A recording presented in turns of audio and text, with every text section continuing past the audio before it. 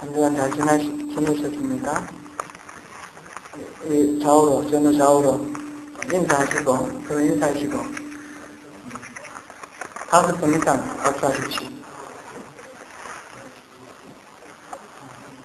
그리고 제 얼굴이 보이지 않는 위치에 앉으신 분은 약간 이렇게 자리를 이동하셔서 얼굴을 아이 컨택이 될 수 있도록, 얼굴을 볼 수 있도록 그렇게 약간 이렇게 사이사이로 좀 앉아주십시오. 우리 민지 얼굴 잘 안 보이는데요? 얼굴 보이도록 이렇게 앉읍시다.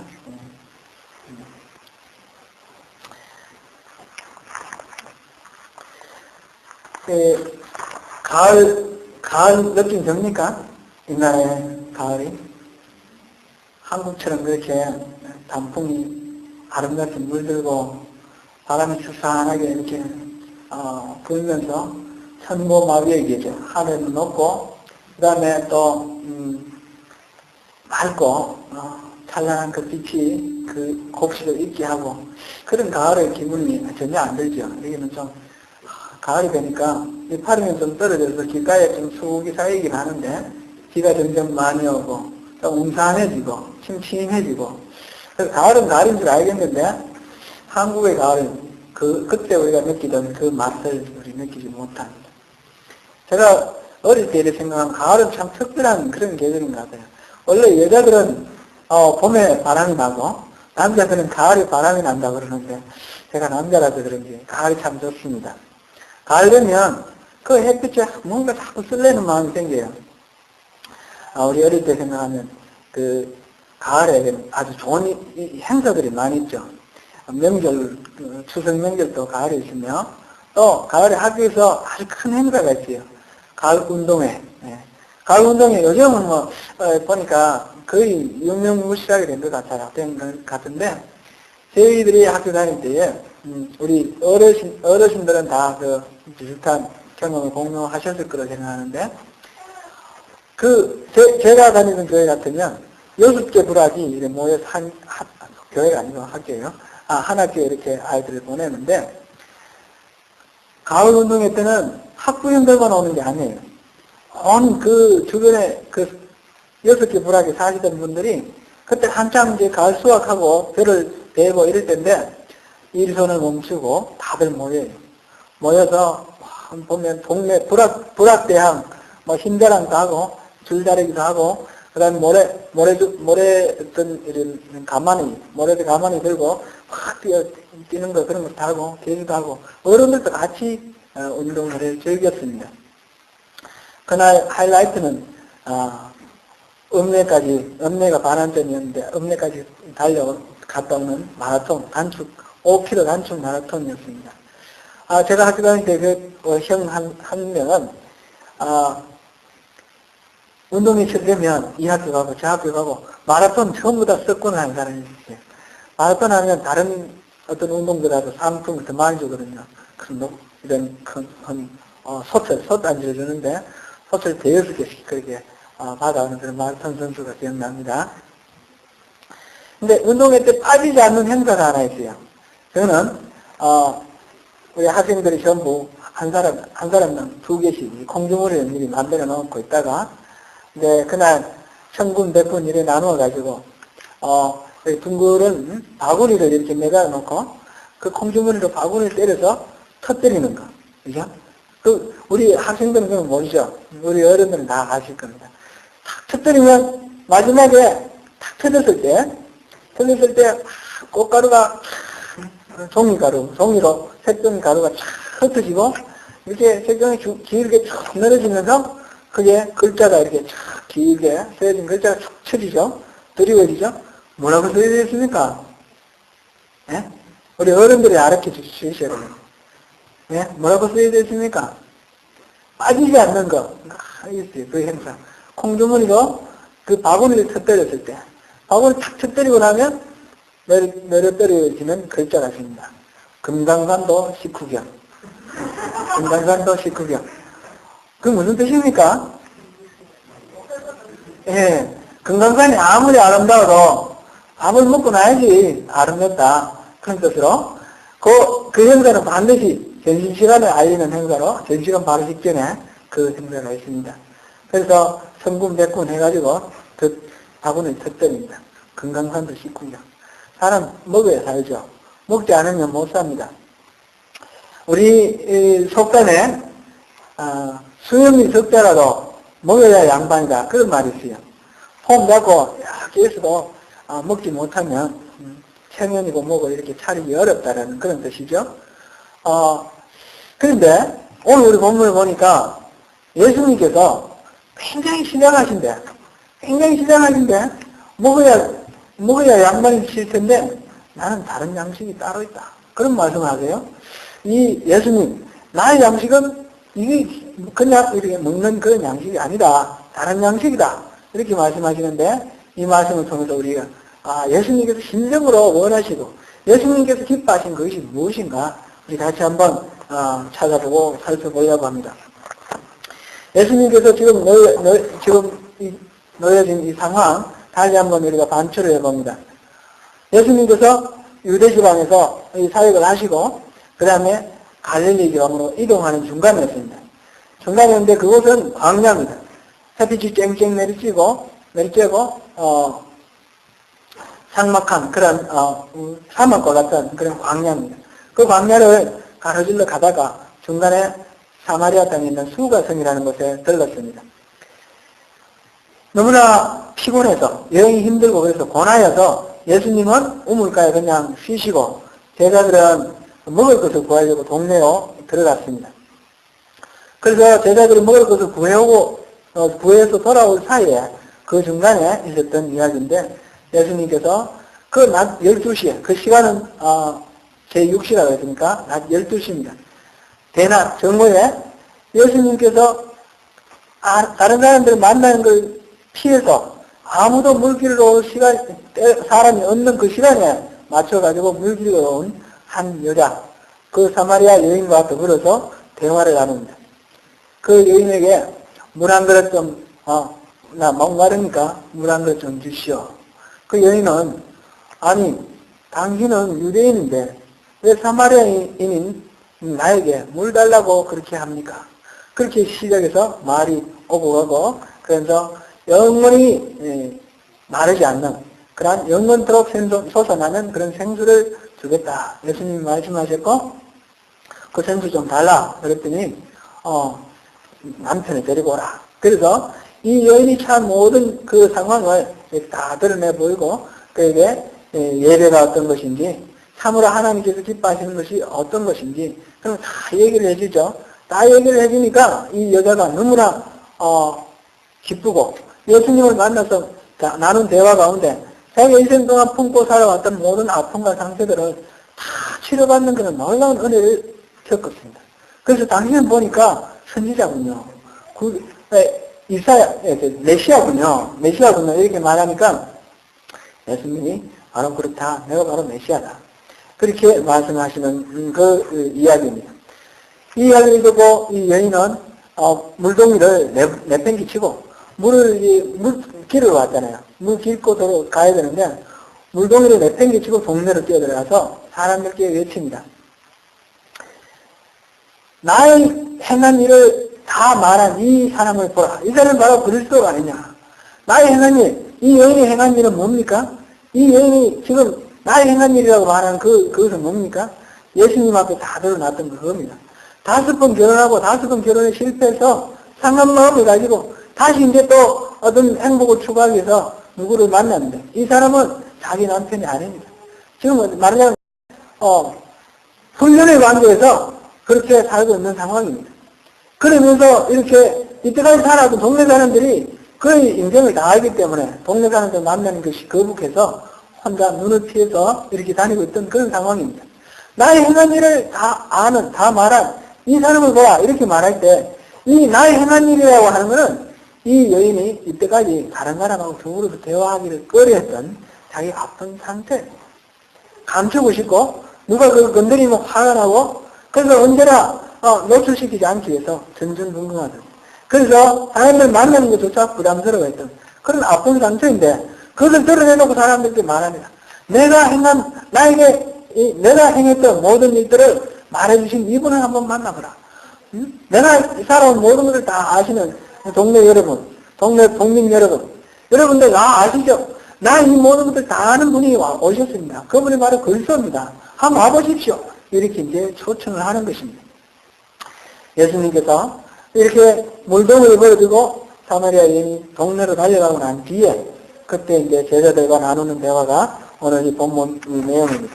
제자들이 그 사이에 예수님과 이 수가된 여인하고 대화 나눌 때에 제자들은 끼어들 수가 없었습니다. 27절 보니까 이때 제자들이 들어와서 예수께서 여자와 말씀하시는 것을 이상히 여겼으나 무엇을 구하시나이까? 어찌하여 저와 말씀하시나이까? 묻는 이가 없더라. 예수님이 그 여인하고 대화를 하고 있는데 그 여인이 너무 열심히 예수님 말씀을 듣는 거예요. 너무 집중해서 진짜 신령과 진정으로 온몸을 다하면서 그래서 열심히 예수님 말씀을 들으면서 이건 어떻습니까? 저건 어떻습니까? 성경에는 모든 스토리가 다 기록되어 있지 않죠. 몇 점만 기록되어 있으니까. 그런데 여러 가지 질문을 하고 또 대답해 주시고 그런 진지한 그 대화 속에 다른 제자들이 끼어들 수가 없습니다. 제자들의 생각에는 그 사마리아 여인하고 유대인하고 얘기하면 안 되는데 우리 선생님이 얘기를 안 하셔야 되는데 무슨 얘기를 하시는지 궁금하다. 그리고 또 도대체 뭐가 부족해서 이 제자들 다 했는데 이 제자들께 얘기 안 하고 그 여인에게 말씀하시는가 궁금할 수도 있죠. 그런데 감히 끼어들 수가 없습니다. 그렇게 긴밀하게 서로가 얘기를 하고 있고 이 사마리아 여인은 그 모든 인생의 모든 의문에 대답을 얻고 기뻐하면서 열심으로 그 말씀에 집중해 있는 것입니다.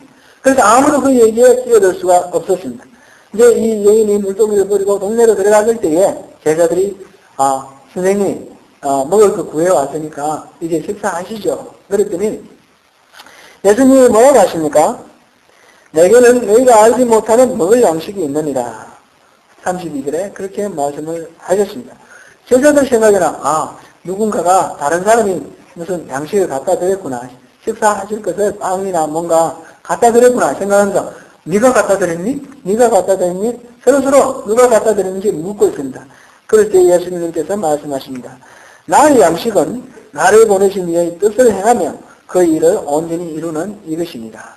예수님의 양식은 이 육신적으로 이 배를 채우는 그러한 음식이 아니라 바로 지금 말씀하시는 이 양식은 나를 보내시니 곧 하나님께서 뜻하시고 계신 그 하나님의 뜻을 이루는 것, 그것을 온전히 이루는 것, 그것이 바로 예수님의 양식이다. 그렇게 말씀하십니다.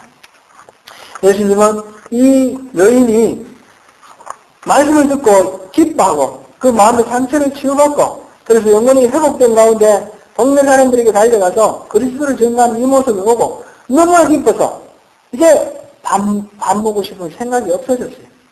우리 아이들도 너무 신나는 일이 있으면 먹지 않죠. 불러서 밥 먹으라고 해도 안 먹으러 오지도 않아요. 노는데 열중하느라고. 우리 어른들도 그렇지 않습니까? 뭔가 깊이 몰두해서 뭔가 하는 일이 있으면 먹는 것이 이제 그렇게 급하지 않고 나중에 그렇게 먹으면 찾으면 되는 거고 하는 일이 열중할 때가 많이 있습니다. 지금 예수님은 너무 기쁘셔서 제자들이 먹을 거 갖고 온 거 그 눈에 보이지 않습니다. 너무 좋습니다. 너무나 기쁩니다. 이 예수님의 이 양식, 예수님을 이렇게 기쁘게 해드린 이 양식이 바로 우리가 바로 추구해야 할 그러한 양식이며 우리가 그것을 통해서 예수님을 기쁘게 해드리고 또한 우리도 그것으로 우리의 영혼을 배부르게 해야 될 그런 양식입니다. 그 양식이 이제 동네 사람들이 몰려 나오면서 분명해집니다. 동네 사람들이 몰려 나오기 전에 예수님께서 이런 말씀하십니다. 오늘 우리 본문에 보지 않았고 다음번에 한 번 더 보겠지만 사람들은 넉 달 후에야 수사할 거라 그러지만 내가 보니까 이미 거둘 때가 됐다. 거둘 사람이 필요하다. 지금 당장 덜에 있는 곡식은 넉 달 후에 거둬야 되겠지만 지금 이 영혼, 사마리아에 있는 이 영혼들을 거둘 때는 바로 지금이다. 이 사마리아 여인이 가서 그 그리스도를 복음을 전했을 때에 동네 사람들이 다 몰려 나왔습니다. 그 여인도 다 몰려 나왔습니다. 그만큼 이 사람들은 갈급하게 메시아를 만나기를 원했던 사람들입니다. 바로 이때입니다. 오늘날이 바로 그때입니다. 모든 사람들이 상한심령으로 메시아를 말할 때입니다. 우리가 필요한 것은 이 거두는 자가 되어서 하나님께서 원하시는 일꾼이 되는 것입니다. 예수님께서는 이제 제자들이 구해온 이 양식, 육신의 별에 채우는 것, 그 일상으로 그 만족을 만족을 채워주시는 것. 한 영혼이 변하는 것. 한 수가 여인, 사마리아 여인, 한 영혼이 변함으로써 이 사람만 변하는 것이 아니라 온 동네 사람들이 다 변하는 그런 놀라운 은혜, 영의 역사가 있는 것을 기뻐하신 것입니다. 예수님께서 신랑하신 것을 좀 더 한번 우리가 살펴보겠습니다. 예수님께서 이 사마리아 여인의 어떤 면을 그렇게 기뻐하셨고, 이 사마리아 여인은 우리는 지금 영혼의 회복이라고 그렇게 했는데 과연 어떤 회복이 있었는가 우리 한번 살펴볼 필요가 있습니다. 이 사마리아 여인은 처음에 예수님께서 질문을 했을 때에, 요청을 했을 때에 물 한 모금 달라라고 요청을 했을 때 어떻게 반응했습니까? 지난번에도 우리 그런 말씀 잠깐 우리가 나눴지만, 물 길어서 주면 되지 않습니까? 나그네가 물 달라는데, 목마르다고 물 달라는데 무슨 이유가 있고 무슨 따질 일이 있습니까? 그런데 이 여인은 따집니다. 당신은 유대인이고 나는 사마리아인이고 그러다가 나는 여자인데 당신이 왜 나한테 물 달라고 그럽니까? 이 말은 뭡니까? 물 달라고 물 그냥 주면 되지 않습니까? 단순히 물 달라 하는 그런 나그네의 요청으로 받아들이지 아니하고 유대인과 사마리아인의 그 역사 깊은 그 갈등, 그 대립을 생각해냅니다. 그리고 남녀 차별, 그것을 생각해냅니다. 그래서 왜 하필이면 유대인 남자인 당신이 내게 물 달라고 합니까? 이렇게 따지는 겁니다. 그렇게, 이거는 사실상 아무런 그런, 의미가 없는 그런 겁니다. 사실 우리가 일상생활 살아가면서 이런 반응을 나타낼 때가 얼마나 많은지 모릅니다. 아무런 의미가 없이 그냥 물 한 모금 달라 그러면 물 한 모금 주면 될 그런 사건.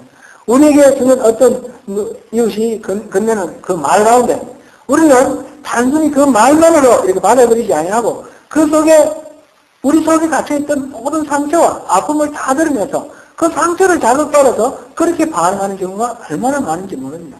왜 내게 이런 질문을 하냐? 왜 내게 이렇게 물 달라고 하냐? 난 사마리아 여인인데. 그런 식으로. 그 여인에게 예수님께서 말씀을 하십니다. 내가 영원히 목마르지 않는 영생토록 샘솟는 생수를 주겠다. 라고 그렇게 말씀하셨을 때 이 여인은 또 뭐라고 말합니다. 그럼 달라 그러면 될 텐데 아니 당신은 보니까 뚜레밖에 없고 이 물은 깊은데 당신은 무슨 죄로 그 물을 줍니까? 네? 주려고 하는 사람들의 그 사람의 계획까지도 완전히 관찰하고 완전히 다 통제하려고 하는 그런 마음이 있습니다. 이것이 바로 상처받은 영혼의 모습입니다. 이 사람이 왜 이렇게 반응했습니까? 그는 일평생도록 열심히 자기가 충하고 노력하고 애썼던 그런 모든 일들이 이루어지지 않은 데 대한 그래서 그를 충하는 과정 속에서 이리저리 상처를 입고 이 남자에게서 행복을 추구를 했는데 이 남자가 뭐 죽었다든지 아니면 저 남자에게서 또 행복한 인생을 꿈꾸면서 저 남자의 품에 앉았는데 그 남자가 나를 찾다든지 아니면 또 자기 마음에 안 들어서 버렸다든지 이런 수많은 갈등과 우여곡절 속에서 마음속에 쌓이고 쌓인 그 상처가 그대로 고스란히 드러나는 것입니다. 그래서 다른 사람들 만나지 않는 시간에 물을 빌어 왔고 예수님이 평범하게 물 한 그릇 주시오 라고 이 나그네가 목마른 나그네가 부탁하는 그 부탁에 그 상처를 다 드러내고 그렇게 시비를 하면서 대꾸를 하는 것입니다. 예수님께서 목마르지 않는 샘을 달라라고 주겠다고 했을 때 마침내 이 여인이 이분은 여사분이 아니다 생각하고 그 물을 주십시오 했을 때에 예수님께서 하나 더 필요한 것이 있었죠. 바로 그 자신의 본질을 직면하였습니다. 이 상태가 드러나고 작은 평상의 그런 대화에 이렇게 자극을 받고 그냥 화를 내고 시비를 걸 수밖에 없는 그런 이 사람의 상태를 본인이 직접 깨닫게 하기 위해서 그래서 내 남편을 데리고 오라 그렇게 말씀하셨습니다. 그 남편을 데리고 오라는 그 예수님의 그 요청에 자기의 모든 문제가 다 드러나는 거죠. 그래서 내가 근데 살고 있는 사람은 남편이 아니다라는 것을 말합니다. 예수님께서 바로 이렇게 상처받은 영혼을 찾아주십니다. 사마리아 여인처럼 상처받은 영혼, 힘들고 지치고 고난 영혼, 우리가 작은 자극에 쉽게 반응하면서 쉽게 우리가 상처를 주기도 하고 상처를 받기도 하는 그러한 우리 상한 영혼들을 하나님께서는 만나주시기를 원하시고, 그래서 나를 만나라, 나에게로 나와오라, 그렇게 끊임없이 우리에게 말씀하시는 것입니다. 사실 예수님을 만났다고 해서 이 여인이 처한 어떤 물질적인 상황이 바뀐 것은 하나도 없었습니다. 그 여자가 어떤 상황이 바뀌었습니까? 남편과의 관계가 다시 회복됐습니까? 그런 것 아닙니다. 모든 것들 그대로 놓여 있습니다. 그렇지만 이 여인에게는 새로운 세계가 눈에 들어왔습니다. 지금 이 여인이 물어본 것이 뭡니까? 영원한 생명에 대한 그 물. 그리고 또 예루살렘에서 예배를 드려야 됩니까? 그리심에서 예배를 드려야 됩니까? 이렇게 예배에 대해서 물어봤습니다. 예배의 형식. 우리는 이렇게 예배를 드리는 것이 옳다고 생각하는데 어떻게 생각합니까? 그래서 예배의 형식에 대해서 물어봤습니다. 그랬을 때 예수님께서는 그런 것이 중요한 것이 아니라 우리 아버지께 예배 드릴 때가 되었고, 우리 아버지께 신령과 진정으로 예배를 드릴 때가 되었다. 바로 지금이다. 지금 바로 우리가 아버지를 만나야 되고 우리 아버지께 신령과 진정으로 나아가야 될 때라 라고 말씀해 주셨습니다. 이 예수님의 말씀을 듣는 순간 우리의 모든 문제가 근원적으로 아버지에게 나아갈 때 해결된다는 사실을 깨달았고, 이 예수님과의 대화 속에서 그 모든 문제가 다 해결되는 은혜를 깨닫게 됐습니다. 이것은 이렇게 저렇게 심리적으로 만족을 주었다라든지 그런 식으로 설명할 수가 없는 부분입니다. 예수님과의 이 대화 속에서 자기가 그동안 겪어왔던 모든 그런 갈등이 풀어지는 그러한 은혜. 바로 성령님께서 역사하셔서 그 마음에 평안을 주시고 기쁨을 주시고 모든 것을 해방시키고 모든 그를 억누르고 속박해왔던 모든 강박 반응을 풀어주신 그 은혜를 직접 그 순간에 느꼈고 체험했기 때문에 그렇습니다. 그래서 그 기쁨에 동네로 달려나간 것입니다. 우리가 예수님을 만난다는 것은 그 예수님을 만나는 것 때문에 어떤 물질적인 환경이나 우리는 주변 상황이 구체적인 상황 자체가 바뀌는 것이 아닙니다. 그 상황 속에서 우리가 느끼고 있는 우리의 삶의 어떤 느낌, 그것이 바뀝니다. 성령님께서 우리의 마음을 변화시켜 주시고 우리 생각을 고쳐주시고 그래서 우리 삶의 태도를 바꿔주시는 것입니다. 그래야 이 여인은 잃어버렸던 모든 소망을 다시 되찾았습니다. 인생의 가치를 되찾았습니다. 감추고 싶고 부끄러워서 사람들 만나기조차 거북해했던 그 모든 자신의 상처를 오히려 드러내서 사람들에게 외치고 자랑합니다. 내가 이 상처로 인해서 오히려 예수를 만났다라는 그런 기쁨에서 자랑합니다. 동네 사람들이요, 내가 행한 모든 일들을 말하는 이 사람을 보시오. 이것이 얼마나 놀라운 일입니까? 이 여인은 그 놀라운 감격을 혼자만 누리지 아니하고 동네 사람과 더불어서 그렇게 나눕니다. 이것이 바로 예수님의 기쁨, 이 영혼의 회복의 놀라운 역사였습니다. 예수님은 잃어버렸던 이 영혼이 돌아오는 것을 기뻐하셨습니다. 주님으로 인하여 과거의 상처와 아픔에서 이제 더 이상 얽매여 있지 않고 해방된 이 여인을 보고 기뻐하셨습니다. 그러면서 우리 모두에게로 우리 삶 속에 우리가 느끼고 있는 모든 아픔이나 무게나 그런 모든 짐들, 그런 것들을 다 해소하기를 원하십니다. 우리 학생들도 공부하기 힘든 게 있죠. 우리 어른들 나름대로 여러 가지 어려운 고민이 있고 또 염려가 있고 우리 인생의 숙제들이 있습니다. 또 지나온 모든 세월 가운데서 수많은 상처들이 있습니다. 최근에 이제 우리 성도님 여러분과 대화 나눈 가운데 교회에서 상처받은 이야기를 이렇게 나눈 적이 있습니다. 교회에서 그렇게 상처를 많이 받습니까? 우리 참 상처 많이 받습니다. 그런데 누가 상처 주려고 해서 상처 받습니까? 상처 주려고 하는 의도도 없고 상처 받으려고 하는 그런 힘은 또 없음에도 불구하고 우리는 서로 상처를 주고 상처를 받는 것이 우리 교회 속에서 우리가 부닥치는 일상의 삶입니다. 오늘은 종려주일입니다. 우리가 예수를 만나야 되는데 종려주일에 예수를 만난 다른 한 무리의 사람들을 우리가 한번 찾아봅니다. 그들은 예수를 만났는데도 불구하고 왜 그들은 그 예수님을 배반했을까?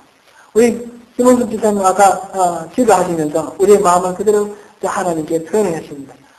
그 불과 3, 4일밖에 안 돼서 예수님께 호산나 호산나 이 높은 곳에 하나님께 영광을 외치던 그 사람들이 예수님을 십자가에 못 박으라고 외치는 그 목소리로 바뀌었습니다. 왜 그랬습니까? 예수님을 만났는데 모든 것이 다 해결되는 줄 알았는데 예수님을 만났는데도 왜 그랬습니까? 우리 한번 잠깐 영화를 제가 준비를 했는데 좀 보시면서 우리 어린이들도 있고 지금 예수님께서 예루살렘으로 입성해 오시는 장면입니다. 찬송하리로다 주의 이름으로 오시는 왕이여 하늘에는 평화여 가장 높은 곳에는 영광이로다 이렇게 외칩니다. 많은 사람들이 종려나무 가지를 꺾어서 길 위에 펴고 입고 있던 그것을 길바닥에 펼칩니다. 그래서 앞뒤를 따르면서 외칩니다. 호산나 찬송하리로다 주의 이름으로 오시는 이여 찬송하리로다 오는 우리 조상 다윗의 나라여 가장 높은 곳에서 호산나 이렇게 외칩니다. 정말 열광적으로 외칩니다. 그러나 한 주도 채 지나지 않아서 이 군중들은 예수를 십자가에 못 박으라고 외칩니다. 차라리 도둑인 바라바를 살려주라고 그렇게 외칩니다.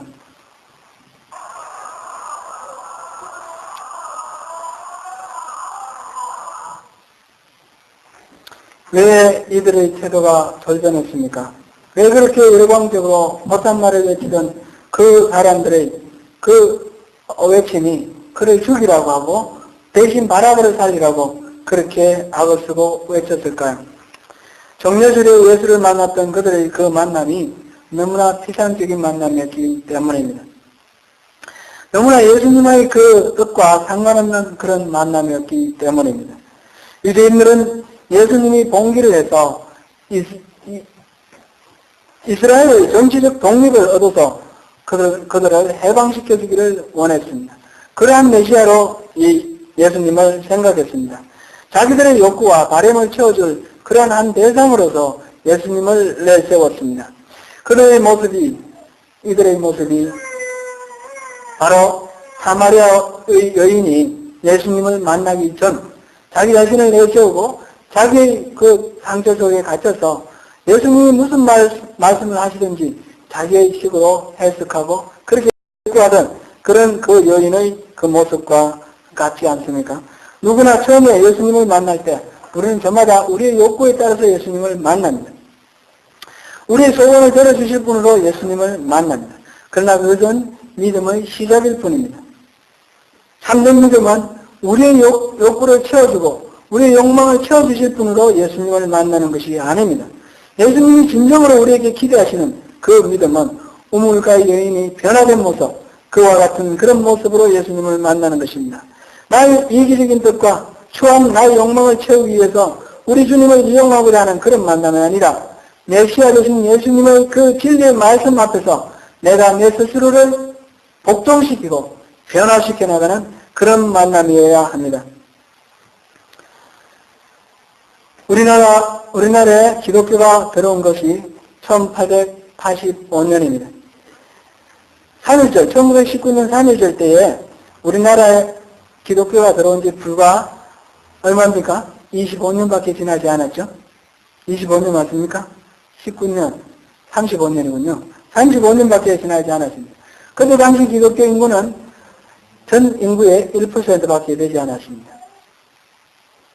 그런데 3.1운동 할 때에 33인, 독립선언서에 서명을 한 33인 중에 16명이 기독교인입니다. 절반이 기독교인입니다. 그 서명한 33명뿐만 아니라 전국 각처에서 그 다음에 그 시장 장터에서 태극기를 나눠주면서 우리나라의 독립을 외쳤던 그 많은 그 지도자들 중에 많은 대부분이 기독교인입니다. 우리 유관순 누나같이 우리가 생각하는 유관순, 유황학당에 다니던 어린 학생이었지만 기독교인이었습니다. 기독교인들이 우리나라를 이끌어갔습니다. 그것뿐이 아니었죠. 학교를 세우고 또 병원을 세우고 무시무시한 민족들을 일깨우면서 우리나라의 민족의 그 장래를 설계를 하고 인도했던 그러한 민족적 지도자들은 다 기독교인이었습니다. 오늘날 대한민국의 기독교 인구는 25%라고 합니다. 과연 오늘날 인구의 4분의 1을 차지하는 기독교인들은 한국 사회에 얼마만큼 영향을 미치고 있습니까? 우리는 결코 과거에 1%밖에 되지 않았던 그 기독교인이 한국 사회에서 미쳤던 그 큰 영향과 비교해서 조금 더 나지 못하다는 것을 우리가 인정하지 않을 수 없습니다. 왜 그렇게 됐습니까? 믿음이라는 것이 너무나 피상적으로 흘러갔기 때문에 그렇습니다. 오늘날 우리 기독교인의 믿음이라는 것은 지극히 개인적으로 흘러가고 있습니다. 개인적인 어떤 복을 채워주는 그런 신비로운 어떤 그 마술 같은 그런 식으로 미신과 같은 방법으로 우리가 예수를 믿고 있지 않는지 돌아보아야 합니다. 예수님께서는 제자들에게 말씀하셨습니다. 너는 이 세상의 빛이요 소금이다. 빛이 되라 소금이 되라가 아니라 이미 빛이고 소금이다. 예수를 믿는 사람들, 예수를 따르는 자는 이 세상의 소금이고 빛입니다.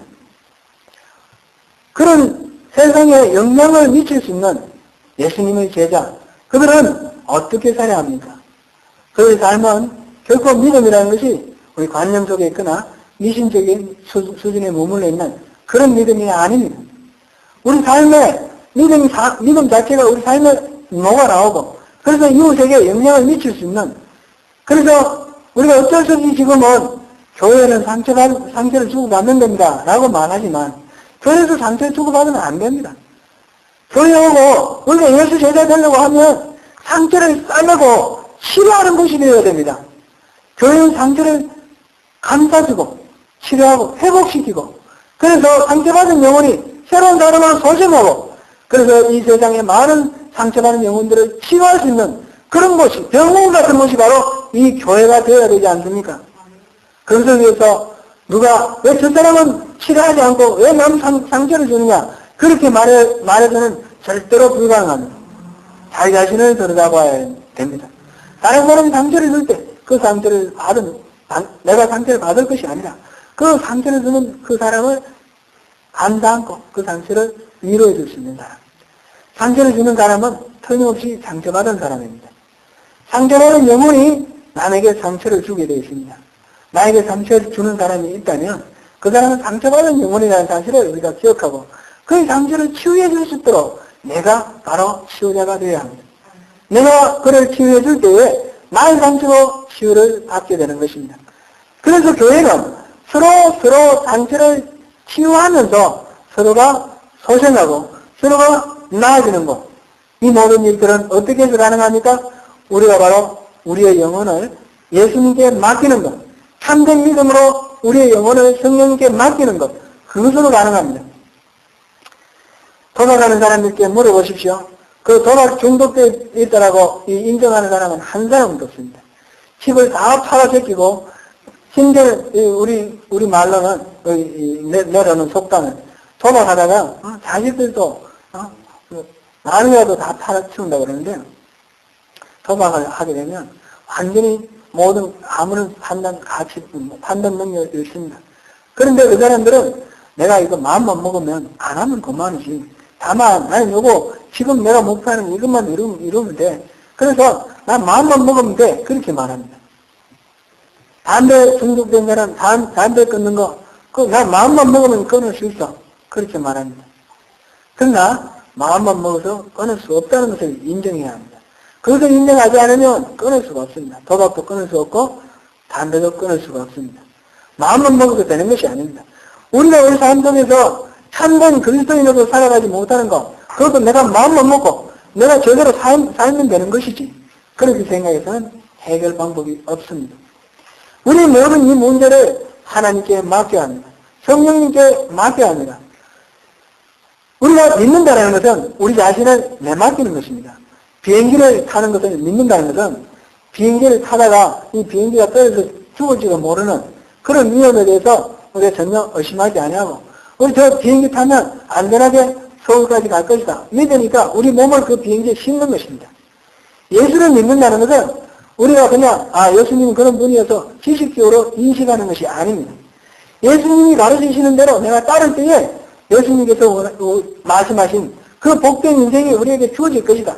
우리의 모든 문제가 다 해결될 것이다라는 것을 믿고 그 말씀대로 따라 살아가는 것, 그것이 믿음입니다. 성도 여러분, 우리의 믿음을 다시 한번 주님 앞에 비춰보시고 참된 믿음으로 주님 앞에 나아가기를 원합니다.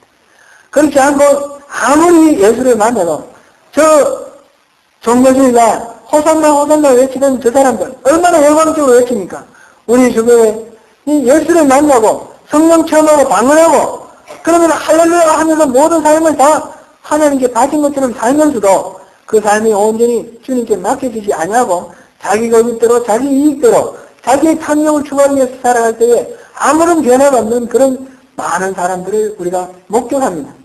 참으로 우리가 적은 소수지만 한국 사회에 영향을 미쳤던 그 3.1운동 당시에 그리스도인들은 믿음대로 살았던 사람들입니다.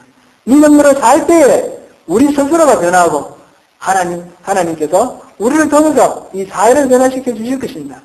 사마리아 여인, 우물가의 그 여인, 상처 많고 아픔 많은 그 여인이 예수님의 말씀대로 그대로 치유를 받고 그가 할렐루야 외치며 동네에 나가서 그리스도를 전하는 그 삶의 환희가 바로 우리 모두의 환희가 되어야 되지 않겠습니까? 바로 우리가 예수님께, 성령님께 우리의 삶을 의탁하고 그 삶대로 따라갈 때, 순종하고 따라갈 때, 그럴 때에 그 기쁨이, 그 평화가 우리에게 미치는 줄 믿습니다.